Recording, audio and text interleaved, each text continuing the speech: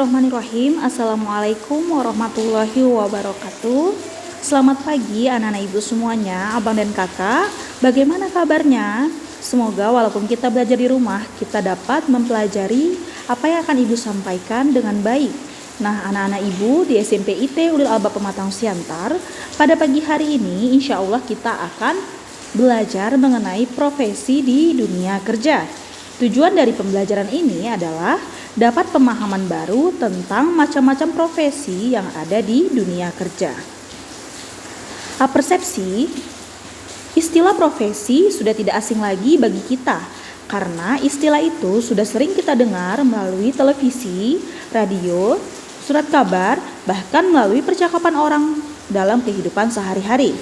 Dalam masyarakat modern, bidang profesi tidak lagi terbatas pada profesi tertentu saja, tetapi hampir meliputi segala bidang, baik kesehatan, pendidikan, teknik, ekonomi, dan sebagainya.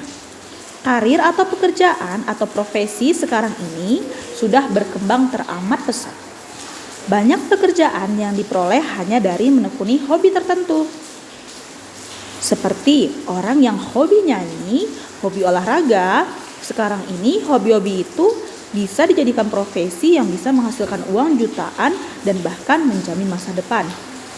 Bahkan sekarang ada YouTuber berbagai konten dengan bermain game atau misalnya tentang beauty vlogger, tentang makanan. Nah, itu bisa menghasilkan juga. Selanjutnya, pengertian pekerjaan. Pekerjaan ialah sekumpulan kedudukan atau posisi yang memiliki persamaan kewajiban atau tugas-tugas pokoknya. Dalam kegiatan analisis jabatan, suatu pekerjaan dapat diduduki oleh satu orang atau beberapa orang yang tersebar di berbagai tempat. Selanjutnya, profesi. Profesi adalah pekerjaan atau bidang pekerjaan yang menuntut pendidikan keahlian intelektual tingkat tinggi dan tanggung jawab etis yang mandiri dalam prakteknya. Selanjutnya ada pengertian dari jabatan. Jabatan ialah sekumpulan pekerjaan yang berisi tugas-tugas yang sama atau berhubungan satu dengan yang lain, dan yang pelaksanaannya meminta kecakapan, pengetahuan, keterampilan, dan kemampuan yang juga sama meskipun tersebar di berbagai tempat. Selanjutnya, karir. Menurut Gibson dan kawan-kawan, karir adalah rangkaian sikap atau perilaku yang berkaitan dengan pengalaman dan aktivitas kerja selama rentang waktu kehidupan seseorang dan rangkaian aktivitas kerja yang terus berkelanjutan. Nah, selanjutnya di sini ada ciri-ciri profesi.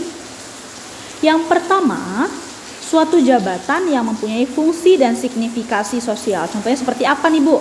Misalnya guru, atau misalnya dosen, atau yang lainnya. Nanti kita lihat ya nak. Selanjutnya yang kedua, jabatan yang menuntut keterampilan atau keahlian tertentu. Misalnya apa? Misalnya dokter, kan membutuhkan keterampilan atau keahlian tertentu. Nah, selanjutnya adalah keterampilan atau keahlian yang dituntut jabatan itu didapat melalui pemecahan dengan menggunakan teori dan metode ilmiah. Nah, misalnya peneliti membutuhkan keterampilan dan metode-metode ilmiah.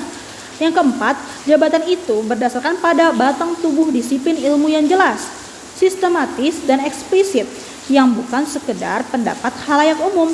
Misalnya seperti apa nih Bu? Misalnya, menurut orang, psikologi adalah ilmu yang bisa menerawang masa depan. Sedangkan menurut disiplin ilmu psikologi, psikologi adalah ilmu yang mempelajari tentang tingkah laku yang tampak. Nah, pasti akan sangat berbeda. Makanya ketika kita memiliki ilmu, memiliki profesi, kita harus tahu seperti apa batang tubuh atau disiplin ilmu dari profesi kita. Selanjutnya yang kelima adalah jabatan itu memerlukan pendidikan perguruan tinggi dengan waktu yang cukup lama. Nah, sekarang pemerintah mencanangkan pendidikan wajib belajar 9 tahun buat anak-anak ibu. Tentu saja setelah pendidikan 9 tahun bukan berarti pendidikan kalian selesai. Kalian bisa melanjutkan ke perguruan tinggi, yang artinya kalian memerlukan pendidikan yang banyak, ilmu yang lebih lama dan waktu yang lebih lama dalam mencari ilmu untuk masa depan kalian. Tetapi kalian harus belajar lebih, belajar mencari ilmu, belajar menambah keterampilan kalian dalam pendidikan. Nah, selanjutnya yang keenam adalah proses pendidikan untuk jabatan itu juga merupakan aplikasi dan sosialisasi nilai-nilai profesional itu sendiri. Seperti apa, Bu? Nah, misalnya kalian mempelajari ilmu fisika, kalian kuliah jurusan fisika. Nah, kalian tentu saja mendapatkan ilmu-ilmu yang berkaitan tentang ilmu fisika. Dan setelah adanya pembelajaran kalian melalui ilmu-ilmu fisika tersebut, kalian akan mengaplikasikannya dalam kehidupan kalian. Selanjutnya yang ketujuh, dalam memberikan layanan pada masyarakat, anggota profesi itu berpegang teguh pada kode etik yang dikontrol oleh organisasi profesi. Nah, setiap organisasi profesi, setiap profesi memiliki kode etiknya tersendiri. Misalnya adalah IDI, Ikatan Dokter Indonesia. Mereka memiliki kode etik sebagai dokter Indonesia. Misalnya adalah psikologi, yaitu HIMSI. Mereka memiliki kode etik terkait psikologi. Dan tentu saja profesi-profesi lain seperti misalnya perawat atau guru memiliki kode etiknya tersendiri. Selanjutnya yang kedelapan, tiap anggota profesi mempunyai kebebasan dalam memberikan judgement terhadap permasalahan profesi yang dihadapi. Kita sebagai manusia, kita sebagai insan memiliki kebebasan dalam berpendapat, memiliki kebebasan dalam judgement, memberikan masukan-masukan terhadap profesi kita, memberikan apresiasi terhadap keilmuan kita, seperti itu. Selanjutnya yang kesembilan, dalam praktek melayani masyarakat, anggota profesi otonom dan bebas dari campur tangan orang luar. Kita misalnya sebagai guru memiliki kewenangan terhadap murid kita, seperti itu. Kita sebagai dokter memiliki kewenangan terhadap pasien kita. Selanjutnya, yang ke-10, jabatan itu mempunyai presentasi yang tinggi dalam masyarakat dan oleh karenanya memperoleh imbalan yang tinggi pula. Seperti apa contohnya? Setiap profesi kita memiliki kemampuan untuk dapat berkembang. Dan tentu saja ketika kita memiliki kemampuan dan kepercayaan di mata masyarakat, kita akan memperoleh imbalan yang tinggi pula. Nah, selanjutnya, seseorang disebut profesi bila ia memenuhi 10 kriteria sebagai berikut. Profesi harus memiliki keahlian khusus. Tentu saja harus memiliki keahlian khusus. Profesi dipilih karena panggilan hidup dan dijalani sepenuh waktu. Ya, walaupun misalnya aku tamatnya jurusan ini, Bu, tapi kok aku kerjanya jurusan ini? Nggak apa-apa. Yang penting kalian sudah belajar. Kalian sudah memenuhi panggilan hidup kalian. Selanjutnya, profesi memiliki teori-teori baku secara universal. Tentu saja setiap profesi memiliki teori-teori tertentu yang harus difahami terlebih dahulu. Profesi adalah untuk masyarakat, bukan untuk dirinya sendiri. Aku bekerja walaupun memang untukku, tetapi juga untuk kemajuan di masyarakatku. Seperti itu ya, Nak. Profesi harus dilengkapi kecakapan diagnostik dan kompetensi aplikatif. Tentu saja setiap profesi kita bukan hanya bekerja untuk diri kita sendiri.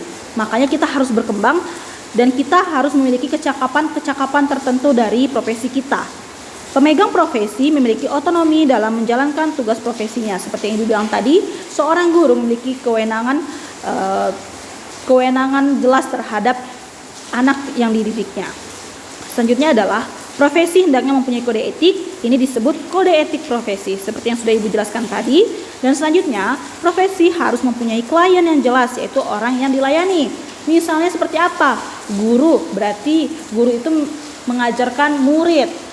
Mekanik mengajarkan mekanik, misalnya berarti harus menjalankan mekanik-mekanik yang terkait seperti apa,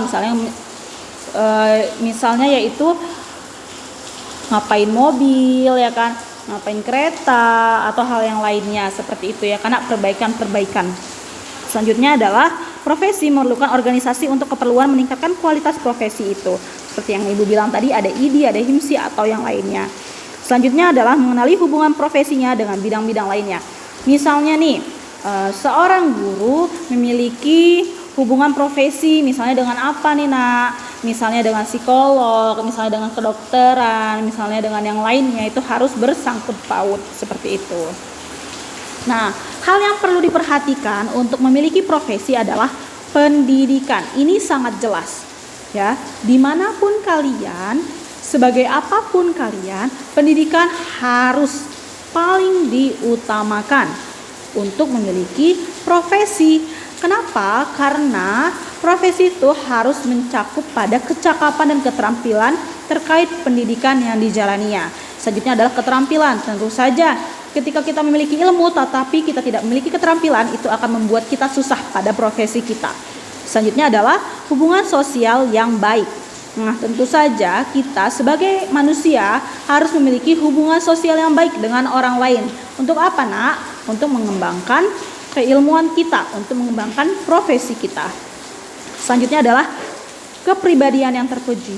Tentu saja mau setinggi apapun kamu bersekolah, mau sepintar apapun kamu memiliki keterampilan dalam profesimu, ketika kamu memiliki kepribadian yang tidak terpuji, itu sama saja nol. Kamu tidak akan dianggap oleh orang lain. Maka perbaikilah dirimu untuk lebih baik dan milikilah kepribadian yang terpuji. Nah, di sini Ibu akan memberitahu macam-macam karir yang berkembang di masyarakat. Misalnya adalah bidang pendidikan, yaitu guru, dosen, instruktur, tentor, widya iwara. Selanjutnya adalah bidang hukum. Contohnya itu jaksa, hakim, pengacara, notaris, dan advokat. Nah, selanjutnya adalah bidang pertahanan keamanan. Misalnya tentara, polisi, satuan pengamanan atau satpam security, dan detektif. Selanjutnya bidang kesehatan. Ada dokter, bidan, perawat, laboran, psikiater, psikolog, ahli gizi, ahli bedah, entrepreneur. Selanjutnya bidang apresiasi seni dan budaya. Ada artis, sutradara, penyanyi, penyanyi dalang, komposer, arranger, konduktor, dan penari. Misalnya selanjutnya adalah bidang ekonomi. Ada pengusaha, sales, capster, konsultan, pramuniaga, dan akuntan. Selanjutnya bidang penerangan, komunikasi dan sastra. Ada wartawan, reporter, pembawa acara, pembawa berita, pengarang, editor, dan penyiar radio. Nah, seperti itu. Jadi Ibu harap setelah pembelajaran hari ini anak-anak Ibu mengetahui apa kiranya profesi yang ingin kalian jalankan di masa depan. Nah, setelah ini Ibu minta kalian untuk memberikan tanggapan kalian terkait apa itu profesi menurut kalian, seberapa penting profesi menurut kalian, bagaimana kita hidup kalau tidak memiliki profesi atau pekerjaan, dan menurut kalian apa kira-kira profesi yang pantas atau yang cocok untuk kehidupan kalian. Mohon dikerjakan di buku catatan kalian dan silahkan dikumpul dan difoto ke Ibu seperti itu. Semoga pembelajaran hari ini dapat bermanfaat bagi kita. Akhir kalam, Assalamualaikum warahmatullahi wabarakatuh.